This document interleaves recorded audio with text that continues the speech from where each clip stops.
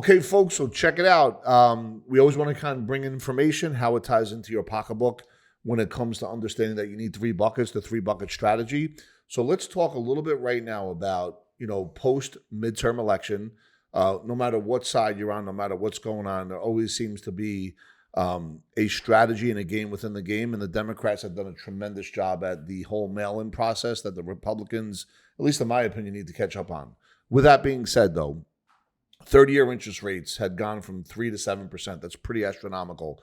We know that in the third quarter, equity in homes, it's been a loss of about $1 trillion. That's a crazy number as well. And because layoffs are starting to happen, think of Facebook, think of Meta, about 11,000 layoffs happen. The recession continues, but what that does is begin to tame inflation. So the way you tame inflation, raise interest rates, people get laid off, and money in the pocket becomes scarce compared to where it was a year, 2, and 3 years ago. We know that during COVID, we were at the greatest savings. The household in America savings rate was incredible for many different reasons. But the truth is there was a lot of money in savings. All that's going south for the winter. Not only did the stock market go down, not only did we have some more continuous challenges in crypto and Bitcoin, not Bitcoin, but cryptocurrency, although Bitcoin's about to hit 16,000.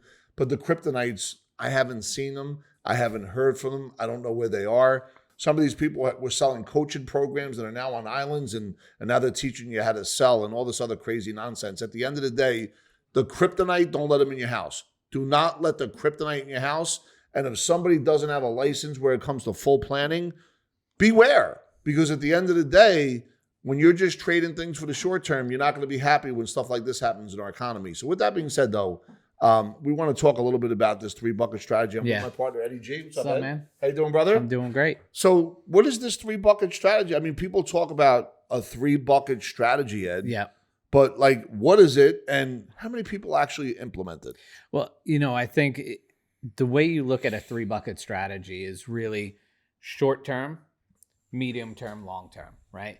And so you have to start thinking about what are your goals and objectives. I think that's really where it starts from a planning perspective. Can I ask a question? Because anyone that checks us out, we're always talking about goals and objectives, right? We're always talking about a financial freedom map. And do people really understand what it means to figure out each, because everyone's different, right? Yep.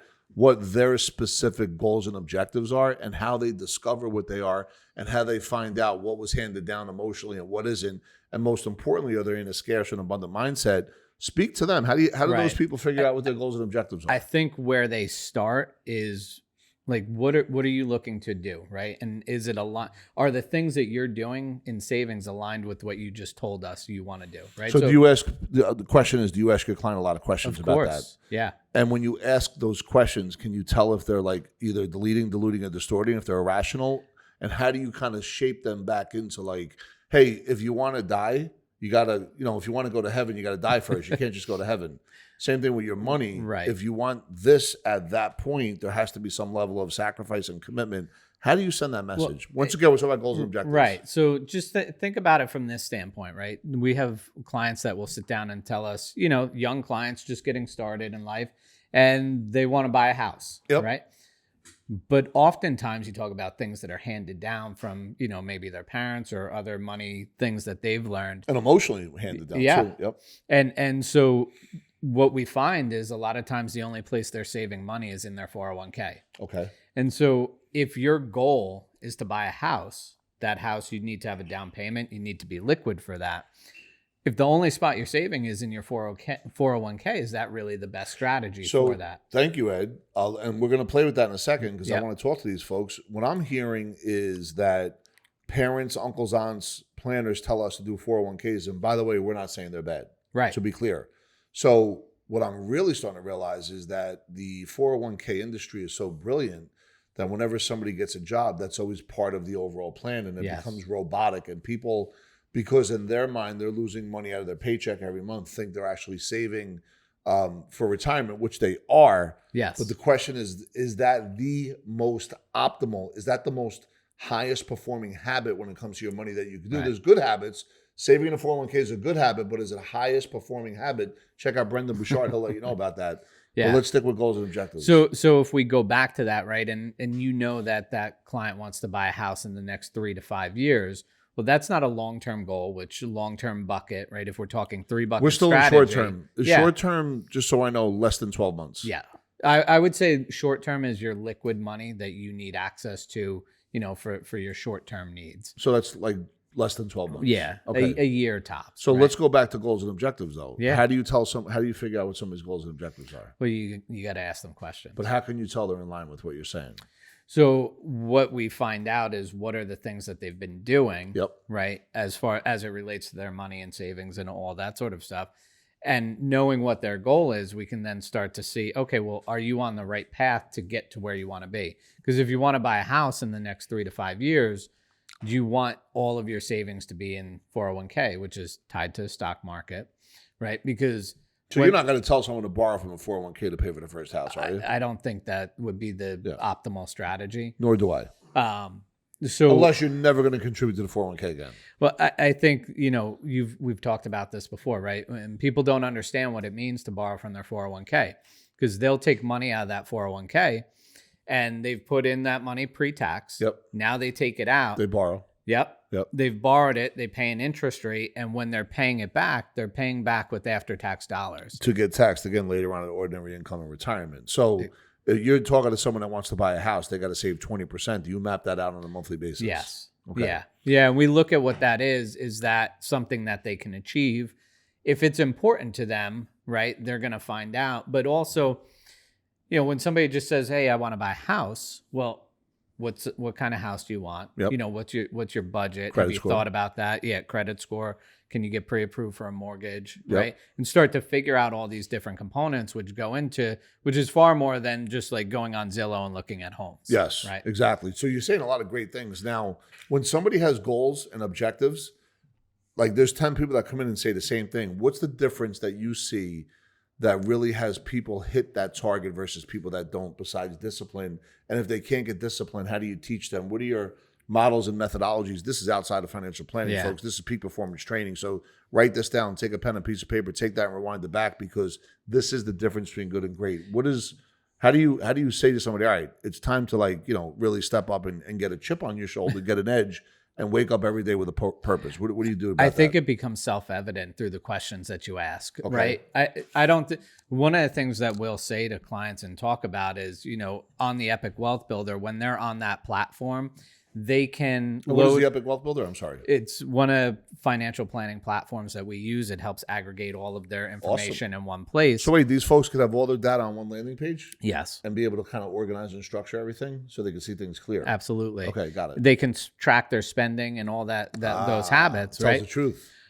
But we don't have that data shared with us. Okay, why?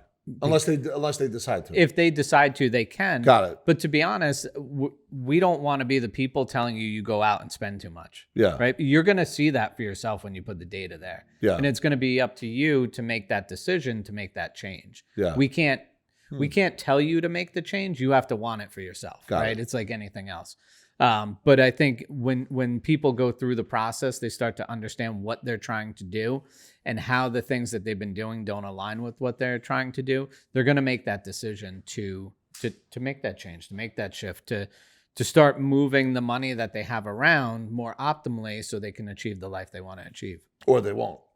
Right? Or they won't. It's just too much, then you don't hear from them. So I think Right. that, when we look at the savings portion of it, they can opt us in if they really want help. But at the end of the day, when it comes to having a conversation about goals and objectives, the question is, what is the why on buying the house? And if they could get emotionally attached to that why, and it becomes a purpose that has more meaning than just buying a house, but having a house that you can raise your kids in, where there's memories and they can bring their kids, and the house has some kind of its own personality based on the family. You have to kind of have these deeper conversations with folks, especially when they're first starting out, so they understand the difference between scarce and abundant mindset. Yeah.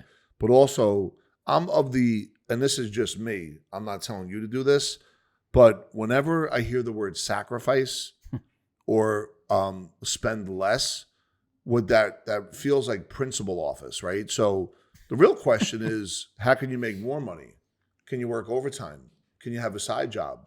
Can you create a side business? What are some things that you can do to create more opportunities outside of your salary if you're 9 to 5? And at the end of the day, those things become really powerful, because if you are making that extra money, you can always put it somewhere Yes. else in Yeah. one of these savings tools. And that's, that's not just for the young people. That's Of really course. for anybody out Yeah, there. go right? get that side hustle. Put down the potato chips. Stop watching a football game on Sunday. And it's different in this economy. It's pretty easy to find different things, right? Well, hold on. Yeah. That's a good point, because we just talked about how there's people getting laid off. Yes. Right? Yeah.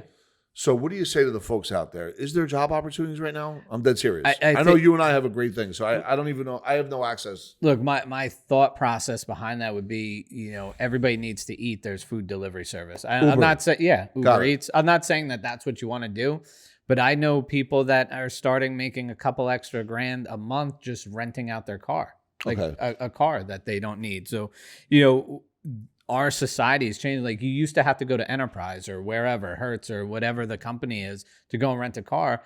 Now you could rent it from somebody online. They'll bring it to you. Really? Yeah. It's really simple. No way. Yeah, I swear to God. Oh my God. So you could actually We've actually used that service. I used that service when we went to Florida last year.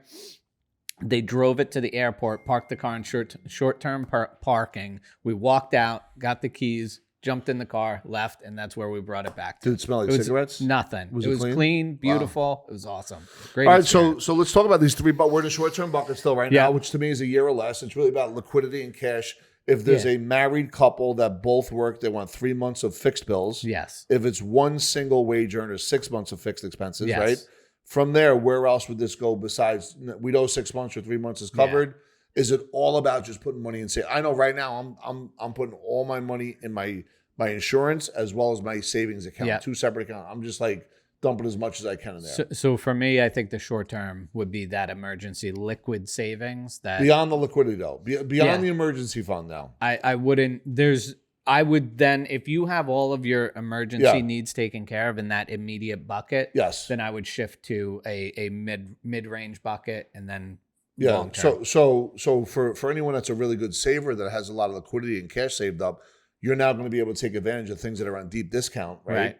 And be able to either start your own company, like we're talking about starting 2 separate companies right now, but also maybe without even taking money out of your pocket, go consult with somebody, get 20%, 10% of their company and sharing the revenue of what you bring to the table. And that's a good way of really duplicating your brain and what you do and what you bring to the table by tapping into either somebody's Facebook group or somebody's own sales team. Yeah. Right. So that's what's out there in these times of recession, and people that take advantage of that are the ones when we get out of this recession, there's going to be massive growth and opportunity for the people that are doing things today. Yeah. One of the things you just touched on was you're putting money into your life insurance, right? And obviously people that watch our channel, they hear us talk about it all the time. Traditionally, the way a traditional life insurance is designed, that's more of a long-term play. But in what we do and the way that we design these plans, they can be more of an intermediate and short term because there's liquidity and control inside of that money. Oh, yeah. So, outside of just your emergency liquid savings, if you're looking to save, that might be the next option to look at. Not the only option, but definitely somewhere where you want to explore. So what you're saying is if people have to overfund policies so they could access that at any given moment to take advantage of opportunities that can create cash flow. Yes. Awesome. And what about the folks, this is important right now. Yeah. We'll have folks that'll talk about IULs versus whole life. The age-old 20-year conversation. I think the IUL was first created in 1997. So if you get an agent that's 35 years or less, they don't understand the stock market that goes down. What kind of damage are they doing to folks when they have them just put all their money in IUL and they make it about the stock market base? It won't go below zero. Yes. And with a cap on the upside, what kind of damage are they creating, especially when we're in a recession and you get 2, 3, 4 years where, let's say the market just goes sideways for the next 5 years. Yeah, and that's possible, right? These things have happened before. So the argument will always be, look, you can't lose money in an IUL, right? Because your the accumulated value is protected. Yep. Meaning you get no downside of it, but you also get no interest rate credit. Yep. None of the illustrations that they show you actually show markets not getting return. And these people, when they look at the illustration, don't read the disclaimer that says this is hypothetical only. Right. Yeah. And even if you looked at the illustration, there is a guaranteed side to the IUL, but that guarantee lapses. Why? Because the guarantee portion doesn't have enough accumulation in it. because it's not getting the interest rate that they showed you over here on this other side of the ledger. And it also has increasing insurance costs. Yeah. Right. And so if you're not IULs, if you're not funding them properly, if they're underfunded, you have increasing insurance costs that you have to deal with. You have different pieces such as caps or spreads or all sorts of different things that the average, look, it's not just the person buying it, it's the agent selling it that don't understand what they're talking about. So that's a really good point. So when somebody is looking at their IUL, right, and the market goes down, but or if it stays the same and even goes up a little bit, but each year the cost of insurance becomes more expensive than the year before, no matter what. No matter what. Right? And when you say that the guarantee lapses, what does that mean? Like we're 2 years old? So it means that your policy will lapse without value at a certain point in time. So if you look at the guarantee on most IUL illustrations, it will show you that at some point that policy runs it. That death benefit goes away because there's no money in the policy. And the only choice... You mean if you're not contributing? No, as you contribute, it still runs out. Okay, I'd like to... Yeah. We should flash that up one time so people can actually see what that looks like. That's a really good point. And again, you were saying the only time... And the other piece that happens with IULs that I think people oftentimes get confused on is, the insurance cost or where you're charged insurance is the difference between the death benefit and the cash value, right? So the way they show these illustrations is as you accumulate more, that cash value gets closer to the death benefit. And because that happens, that's offsetting internally for that rise in cost of insurance. But what happens when you set up this policy and now you want to take money out from it? Tell me. So you start to take your death benefit stays here, but you start taking money out. And now you've created more what's called net amount at risk. So you are now paying a larger portion on your insurance cost. And by the way, every single year, that cost of insurance goes up for you no matter what. When you say take it out, do you mean borrow or actually withdraw? Withdraw, borrow, well, leverage. Those are two different things. Well, but in the insurance company's eyes, it doesn't make a difference to them because you've increased now your net amount at risk. Got it. Inside of an IUL. It's completely different than some of these other products. Got it. So if a client's saying they're going to analyze an IUL, what would you tell them to do when they analyze it to make a good decision? They're not all bad. Yep. Maybe the messaging on how they're delivered are bad or questionable at best. Yeah. But what should they look at and be educated on? It really simple. Most IUL illustrations will have a guaranteed. It'll have a midpoint and it'll have, illustrated like hypothetical. If you just look at the difference between the hypothetical and the midpoint, you'll see how interest rate sensitive these products are. Yeah. And know that at any time, the insurance company can change the rules of the game on how that interest rate is credited. So that's what you want to take a look at. Got it. And you really want to be able to understand that. So for the folks that are looking at the mid bucket or the long-term bucket, these IULs fit both of those. And it's important to understand how that plays into it. Just like when you buy real estate as an investment, it's mid to long term. It's definitely not short term. And you want to understand what that looks like as far as flipping versus buying and holding. I think the flippers are in a lot of trouble right now. Mm-hmm. I look at some of these new home sales, they're giving discounts because they can't even get them off. They're not even finished yet. So because rates are going higher and everything, there's a lot of challenges. And the question is, when you have these buckets, short term, mid term, long term, and the necessity of these buckets with a mindset that's tied to your goals and objectives, how do you then deploy that money from a distribution and or other alternative investment strategy? Yeah. Well, obviously you want to keep your short-term liquid for emergencies and that sort of stuff. But, medium term, I think is that investment, like while you're accumulating, that's really what you want to be doing. That's the bucket you want to save in to then go and redeploy into other areas, right? Other businesses, that sort of stuff, or other real estate or whatever your investment choice is. That long-term bucket is really your retirement dollars, right? Those are dollars that you've put away, you've saved for a long period of time. At some point, even when you retire, right? People might say, "Oh, well, when I retire, everything's short-term." No, like when you retire, that money, whatever you've accumulated, now has to last the rest of your life. Yeah, and we don't know how long that is. Yeah, there's no guarantee when you're going to pass on. Right. So if any of these folks, if you have any questions, go ahead. You can always ask questions. Go ahead and click the link below. There's many different things you can link on. One of them is the Epic Wealth Builder. Another one is the Epic Financial Freedom app, where, if you click onto that, it would give you a nice little conversation about, hey, man, where are you on the map? Where do you want to go? What is the strategy to get there most efficiently? If you want to do a strategy on annuities with Ed, there's a link there for that as well. Yep. So go ahead and check all this stuff out down below, not to confuse you, and tell us if there's any videos that you want to see and watch. And, at the end of the day, we're here to kind of drop nuggets on a daily basis. Yeah. When it comes to that, what is the best way for people to get grounded, to get started, and then be able to check on their stuff going forward? I think honestly, the best thing they can do is reach out, have a conversation with one of the team members here. They'll get them started on that path, whatever it is that they're looking to do. Just understand that it's going to be about you. It's really asking questions to figure out what you're trying to do. And if you're open and honest in those conversations, they'll be able to guide you in the best way possible. Yeah. The whole conversation isn't about compounding a product, but really your overall process when it comes to your money to create more time for yourself that's recaptured and magic along the way. All of this is possible, systematically, if in fact you're not looking for overnight success, instant gratification. We found that folks that are in a mindset of growth and contribution, the art of living is giving. Stay in that mindset. You'll be amazed at how the universe conspires frequency-wise in your favor to get multiple use of each and every dollar. Thanks for checking us out. Once again, go ahead, click the link below, continue to follow, and thank you so much.